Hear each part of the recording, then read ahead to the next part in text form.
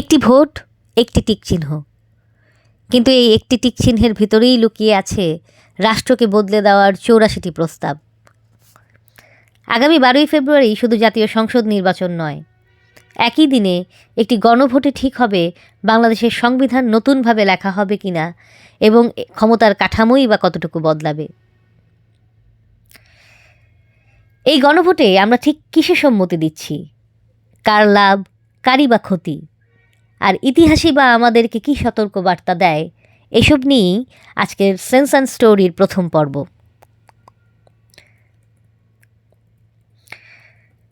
বারোই ফেব্রুয়ারি ভোট কেন্দ্রে জাতীয় সংসদের ব্যালট বাক্সের পাশাপাশি থাকবে আরেকটি আলাদা ব্যালট বাক্স। এই বাক্সে ভোট পড়বে গণভোটের। সেখানে 4টি মৌলিক বিষয়ের উপর জনগণের মতামত চাওয়া হবে।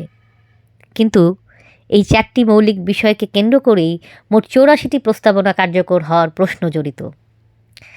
এই 4টি বিষয়ের মধ্যে রয়েছে নির্বাচনকালীন সরকার, নির্বাচন কমিশন ও সাংবিধানিক প্রতিষ্ঠান, দ্বিকক্ষ বিশিষ্ট সংসদ যেখানে উচ্চকক্ষ গঠিত হবে দলগুলোর প্রাপ্ত ভোটের অনুপাতে, নারী প্রতিনিধিত্ব বৃদ্ধি, বিরোধী দল থেকে ডেপুটি স্পিকার নির্বাচন, বিচার বিভাগের স্বাধীনতা, প্রধানমন্ত্রীর মেয়াদসহ মোট 30টি বিষয়ে ঐকমত্য বাস্তবায়নের বাধ্যবাধকতা।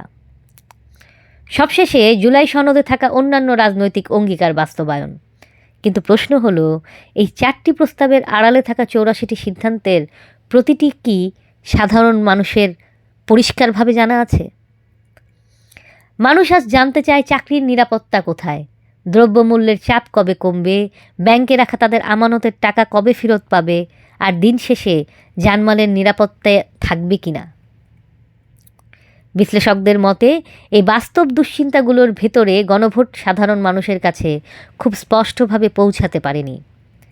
এই গণভোটের সবচেয়ে গুরুত্বপূর্ণ দিক হলো এখানে আংশিক সম্মতির সুযোগ নেই। আপনি যদি একটি বিষয়েও দ্বিমত পোষণ করেন, তবুও আপনাকে পুরো প্যাকেজের পক্ষে হ্যাঁ অথবা পুরোটা প্রত্যাখ্যান করে না বলতে হবে। অন্তর্বর্তীকালীন সরকারের উপদেষ্টা পরিষদ ইতিমধ্যে হ্যাঁ ভোটের পক্ষে প্রচারণা চালাচ্ছেন। প্রধান উপদেষ্টা ডক্টর মোহাম্মদ ইউনুস বলেছেন, হ্যাঁ ভোট দিলে বৈষম্য ও শোষণমুক্ত নতুন বাংলাদেশের দরজা খুলবে। রাজনৈতিক দলগুলোর মধ্যে জামায়াতে ইসলামী ও এনসিপি শুরু থেকেই হ্যাঁর পক্ষে। বিএনপি প্রথমে নীরব থাকলেও পরে দলটির চেয়ারম্যান তারেক রহমানও নির্বাচনী গণসংযোগে হ্যাঁ ভোট দেওয়ার প্রতি আহ্বান জানিয়েছেন। তবে সংবিধান বিশেষজ্ঞ ডক্টর শাহদিন মালিক এই গণভোটকে ইতিহাসের সবচেয়ে বিতর্কিত গণভোটগুলোর একটি বলে মন্তব্য করেছেন। ভাবুন তো, আপনাকে একটি ঘরের চাবি দেওয়া হলো, বলা হলো এই চাবি ঘোরালে ভিতরে ৮৪টি জিনিস বদলে যাবে। কিছু পরিবর্তন আপনার পছন্দ, কিছু একেবারেই না।